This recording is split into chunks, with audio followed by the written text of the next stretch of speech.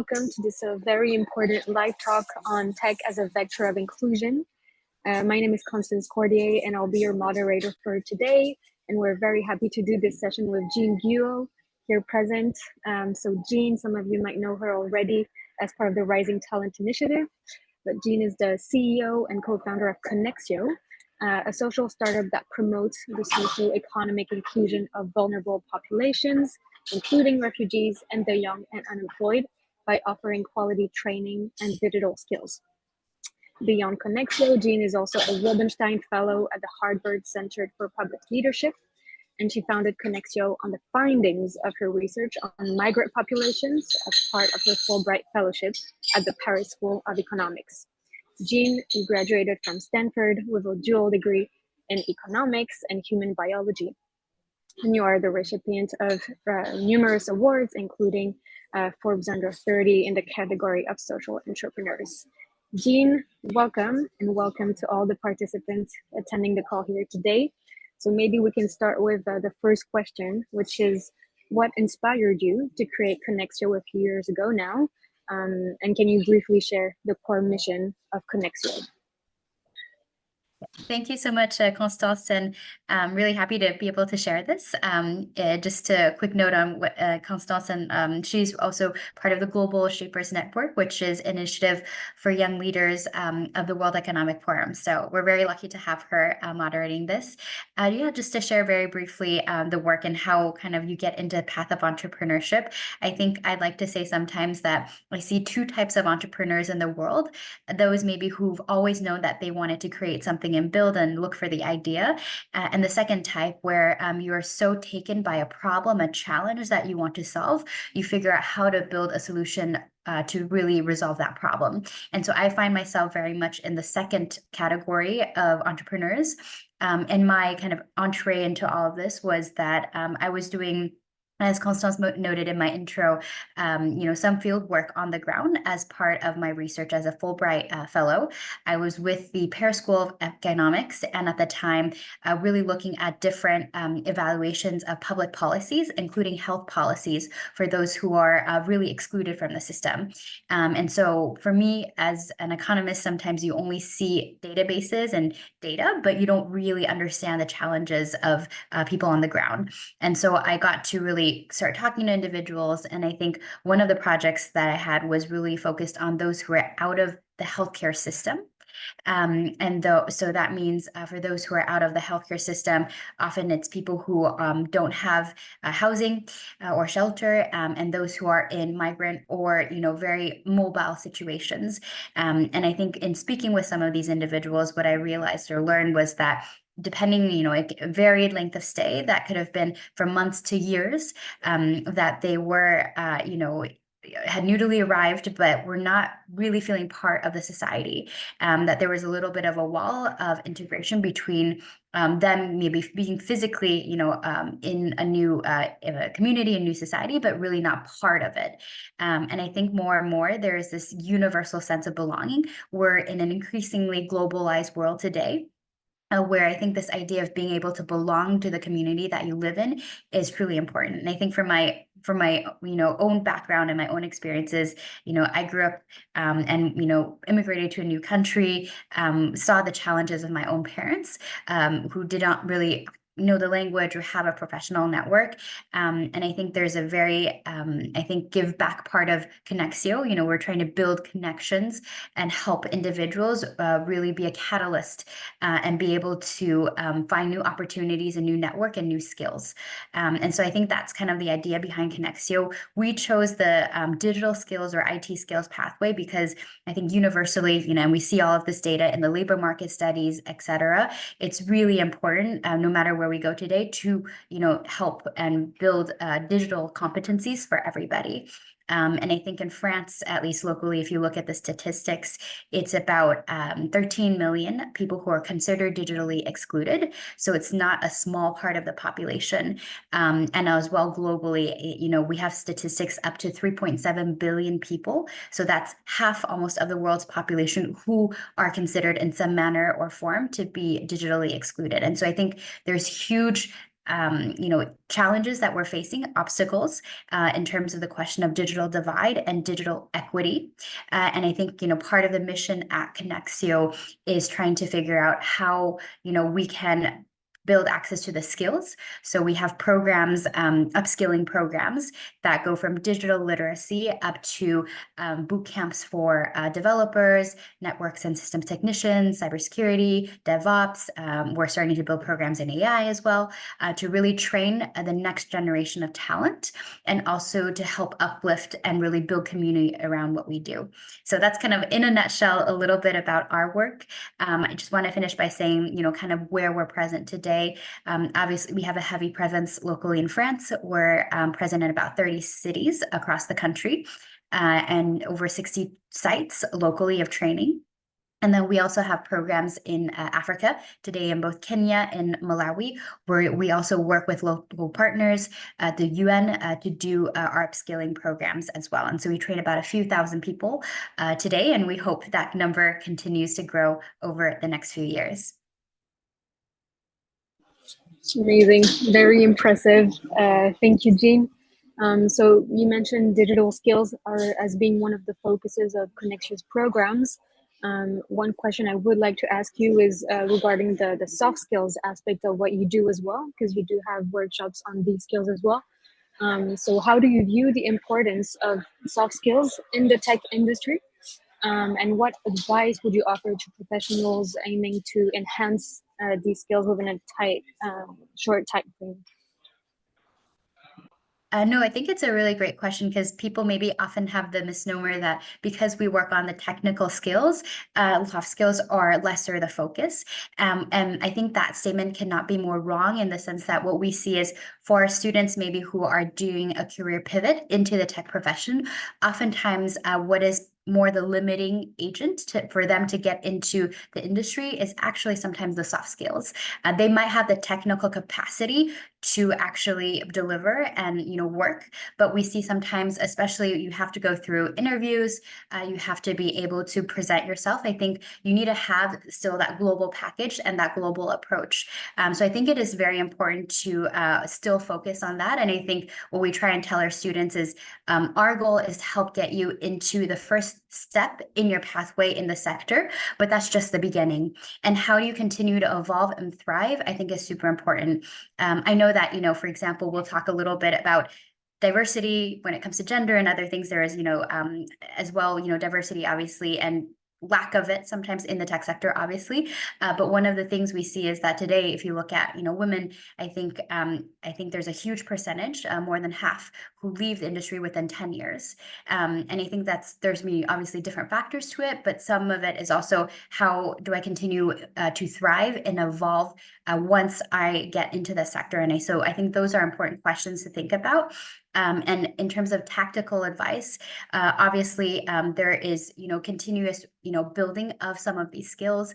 I think communication is one of the skills, often I think a little bit underrated. It's so important to be able to dialogue between tech teams and business teams. And I think one of the components for those who are able to rise and become managers, or get promotions, are those who are able to do more project management, manage a P&L, a budget, on top of their more technical capacities on the day-to-day level. I think that's one of the skills to continue to hone in on, build. I think there's more and more interpersonal dynamics of being able to lead increasingly diverse teams that we also see are going to be at the forefront of the next few years. We're working remotely, we're working on different time zones, we're working across maybe different languages and cultures. And I think those who will rise to the top are those who are able to actually be able to drive and unify their teams around one common goal. And I think the third part is, even though we talk a lot about mentorship, sometimes what's interesting, and sometimes what we tell our students is, don't maybe directly ask up front that you want a mentor, but you start asking very direct questions of maybe something that you want to seek mentorship from, and you'll see that naturally it might build into a mentorship. Sometimes obviously people have busy agendas, and so I think it can be that if you go and directly ask, can you be my mentor? I think that my results in more and oftentimes, oh, I don't exactly have the time. But I think there's ways to develop those relationships over time slowly. And that can help, build up relationships and mentorship in the industry. And I think that's super helpful to have a support network as you grow and as you develop, because I think one of these things is the industry will continue to evolve. And I think it's important in terms of the soft skills, for you also to continue to build that over time. Thank you so much, Jean. Yes, Prisca just mentioned in the chat, we will try to have a short Q&A at the end of the session. So if you have any questions, feel free to start adding them to the chat. Maybe to jump on what you were saying, Jean, earlier, as a woman leader in the tech industry, which is quite known to be male-dominated still to this day, what actionable steps do you believe are essential to foster greater gender diversity and inclusion within the sector, especially for women who might be in the tech sector already, who are thinking of joining a company that is in this field? So on this question, I have lots of thoughts on this. I'll give maybe just a little snippet, because depending, I think, on the angle that we're looking at, if you have some decision-making power, so you maybe are, part of the HR teams on some of these companies. If you are, part of just a team member of one of these tech companies, or you're part of kind of the leadership board, I think there are different ways in which we can look at that. So if I take an example, often we talk with tech companies, and we talk with organizations who say, I want to recruit more diversely, I just cannot find the talent. And so on that, we have very tactical advice that really goes from think about, obviously when we post, announcements for where we're recruiting, sometimes you need to have a bigger, I think, in French we say entonnoir, but just a bigger funnel in which you're able to actually source the talent. Because I think there are some associated biases, even I think certain stereotypes of which people might go to certain platforms. And I think casting a wider net initially will be very helpful. And so that's, easy win that usually we advise, because some of the companies don't look a little bit further in their realm. I think the second thing, obviously, that's important is also to think about how you're writing, your job descriptions. There's way to write it in a more inclusive manner, and especially in French and different Latin languages, given you have the gender equivalents of different words, I think it's important, one, possible to render the job description more inclusive. And I think that goes a long way in also helping someone decide, does this job post look more attractive for someone like me or not? I think that's super helpful. And so there's little things that can be done along the way. I think we also advise that on some of these other aspects, there's anti-bias kind of trainings that can be done. Even when evaluating some of the different candidates, I think we've seen that there's still unconscious bias that still occurs at different phases of the recruitment process that can help or hinder someone's candidacy to move forward. And so I think it's also helpful to think about what are the levers I have. And I think having a greater awareness of unconscious biases that we all have is actually very helpful, and has been proven statistically to actually reduce obviously discrimination and other sorts of behaviors along the recruitment process. That's one side, very HR focused. I can talk at length about all of these topics. I think if we're talking at a general level for everyone, I think there's things that can be done, I think, in terms of increasing kind of this, and we've seen examples within companies of things that have been done. And so I'll cite an example of that, but we know that doing more pair programming. And so it's kind of like mentorship, but trying to pair people maybe across the firm that are in different roles, technical or non-technical, someone who's maybe a manager, someone more junior, trying to do things that break across divisions and walls, I think can actually be proven quite effective in trying to increase just more mixity amongst the different groups. Something we've also seen happen in other companies is actually a little bit similar to anti-bias training, but actually awareness around microaggressions. There's often little things that can be said, and I think I read, in statistics somewhere that sometimes when maybe women suggest certain, ideas or initiatives, they're not sometimes listened to. It needs to be picked up a second time, whereas maybe for men that happens a little bit less. And so being able to notice when there are maybe microaggressions and being able to be aware of that, and then pick up maybe someone's idea if they brought something up in a large kind of meeting or setting and no one kind of reacts to it, but being able to help pick that up, I think those little things initially can go a long way. And then I think finally, if we're thinking at the global level for a company, when we think about things like gender diversity, obviously, there's already different types of initiatives that exist to help promote this or move things forward. But I think, having dashboards that are a little bit more exhaustive or more nuanced to understand, not just what is my percentage, of women at a certain level, but if we dig a little bit, for example, in the tech space, we often cite it's 30% of women in tech, but when we look at that also includes support functions and roles. And are we at the same level in terms of leadership in tech for women versus men? I think if you break that down a little bit further, I think that's much more nuanced and helpful than just looking at more global statistics. And I think doing a lot of partnerships with organizations that have that expertise, either for sourcing, identifying talent, for mentoring, coaching along the way is really helpful. And then finally, I know we've seen companies that have done more anonymous reviews or evaluations of some of these processes that can also, either on a side of providing kind of an audit of activity or being able to just be able to evaluate without identifying, who is behind or et cetera, can also provide pretty valuable and concrete feedback. I love what you just mentioned about, being careful to the statistics and what is included in those statistics. I'd like to go a bit deeper on that point, because especially, regarding the emergence of new technologies like artificial intelligence, which, has become preponderant and is used across industries.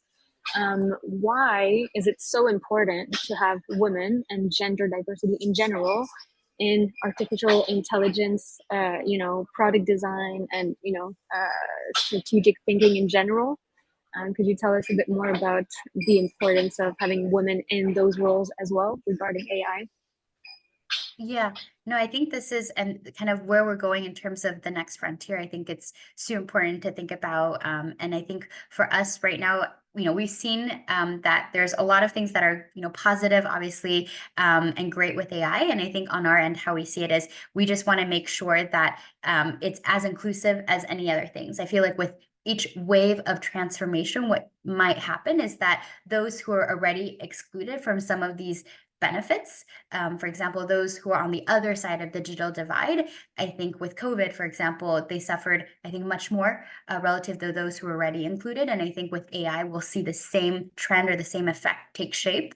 And so I think we have some thoughts about what are example, principles, and, we work with other partners. For example, there's the Charte de l'IA Inclusif that we've signed also, and we're partners of, because I think it's important to promote, gender parity and quality when it comes to these new topics. And so some of the things that, we try to stout is, for example, when we're thinking about who are actually even behind the tools building AI, I think recruiters are often surprised to know that between 60 to 70% of recruitment tools today are based on some type of AI algorithm in one shape or form, sometimes unbeknownst to them even. But I think it's important to think about who are the ones kind of behind these algorithms, because they're the ones also feeding the data, making sure that, it's properly trained up. And so I think having even gender parity at this outset, those who are part of the creation of these tools, is super important to make sure that we're not forgetting important use cases because we don't have that voice in the room. And even thinking about when they are creating some of these use cases, how do we bring in others who are able to challenge or bring different perspectives to the table, I think is really important.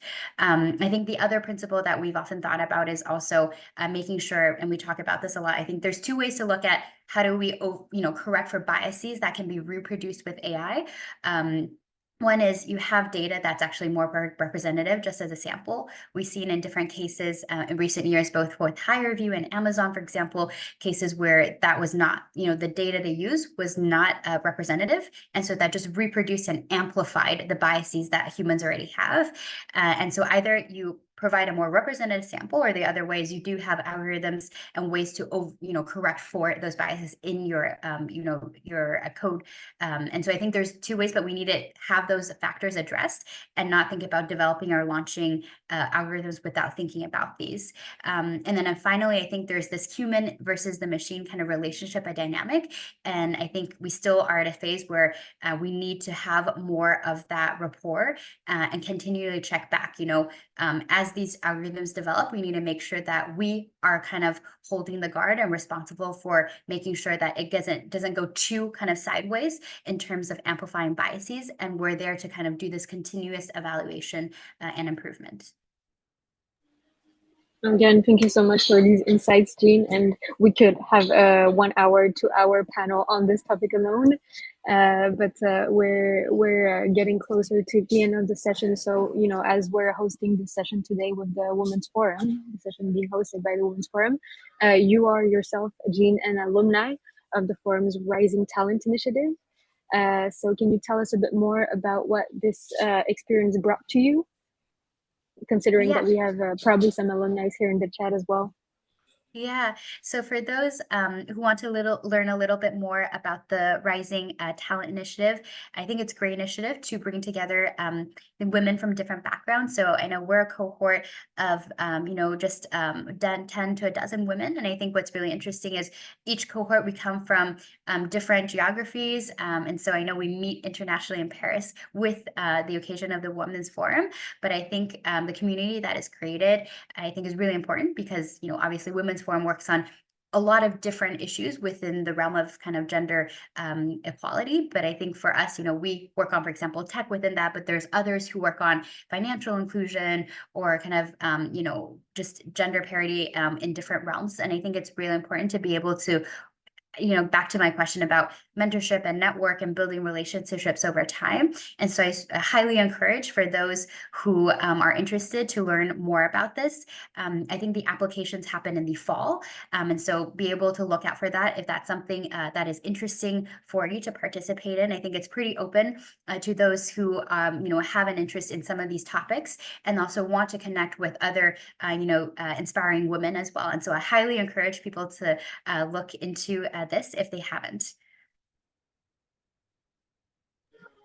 Thank you, Jean. And I'll add on the chat also a few more information regarding Konexio for the ones who want to get involved and learn more about Konexio's activities, both from a program's perspective, but also regarding the impact of Konexio and the impact that the organization has had for the past few years. I added the impact report from 2022 while we're waiting for the 2023 report to be released.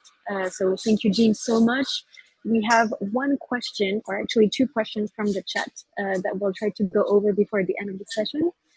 So Jean, how do you finance your multiple actions and what are your needs concretely? That's a question from Carlos in the chat. Yeah, and hi, Carlos.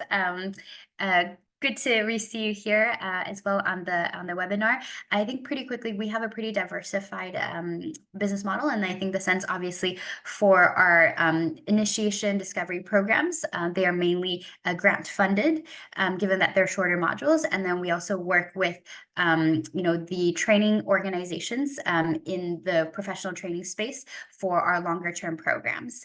And I think right now, I think in terms of current needs, we're continuing to scale. Last year, in just 2023 alone, we realized about 2,600 trainings across kind of our different territories. And so we're continuing to scale up our impact. And I think with that comes, for us and for those who are maybe interested in learning a little bit more about what we do, obviously, we actively seek partnerships with organizations who are able to support directly the students' training, coach, and mentorship. So a lot of CSR engagement for those maybe who are part of companies who have these types of initiatives. And as well, we kind of go a little bit further with direct recruitment of our talent, which is the last kind of brick or potential way to engage that we have with our partners. For those who have, for example, apprenticeship programs, I know there's a lot that accept spots in the fall. So we have 2 active cohorts that will be launched in September who are looking for placements within companies for different technical and, we have a networks and systems program and other programs. And so if that is of interest, feel free to reach out to us directly. I'll also leave my contact info in the chat. But I would say those are our current needs, and I would say ways to engage with us. And happy kind of to speak offline about these as well. Amazing. Thank you, Jean. Do we have any final question, or should we give the final conclusion? And maybe, yes.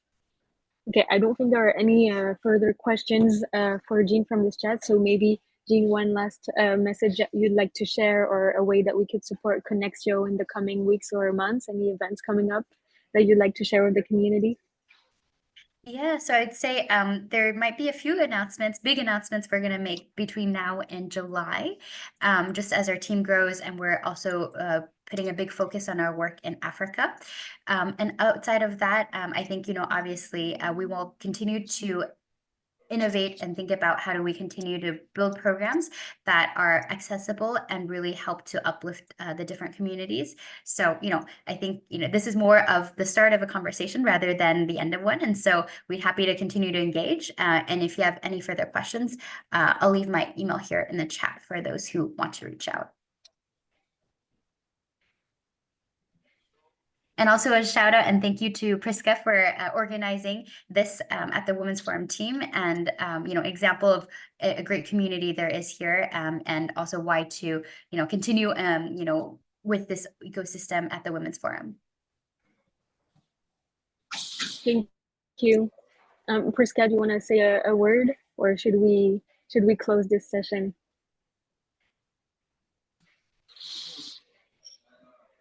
Yeah, it's okay. Sounds good. Well, thank you, everyone. To add on top of what Jean was saying earlier, I was really glad to moderate this session, and I'm part of the Global Shapers Paris community. Global Shapers being an organization that fosters youth and youth empowerment, especially in places of decision making. So feel free to check the links that I put in the chat and to contact me if you have any questions about this community, where Jean and I are also. So thank you, everyone, for attending this session, and have a great end of the week. Thank you, everyone.